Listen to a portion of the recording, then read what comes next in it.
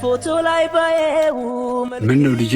እጹብ እንዳለች ያበደርኩን ብር መልስልኝ ብላለች። አንተ ራሱ ቶላ መልስም እንዴ? እሺ ልጄ አሁን መልስልኝ። ወይኔ ጉዴ! የኢዛና ፋዘር ከማን ነው የሚደበቁት? ምን ሆኖ ነው አባቴ? ምን ሆኖ ነው? አይ ምንም ልጄ፣ ዛሬ ተዋረድኩ እና እዚህ ተደብቀው ምንድነው የሚያደርጉት? ጋሽ አልተደበኩም እኮ ሰው እየጠበቁ። እርሶ ሰውዬ ለምንድን ነው ገንዘቤን ማሰጡ? እኔ እኮ ገንዘብ ተርፎኝ አይደለም ያበደርኩት፣ በገዛ ገንዘቤ ልሰቀኝ እንዴ? የምን ብድር ነው ልጄ? ኢዛናን ለማስመረቅ ትንሽ ብድር ከሷ ወስጄ ነበር። ስሙ ከዛሬ እንዳያልፍ እሺ?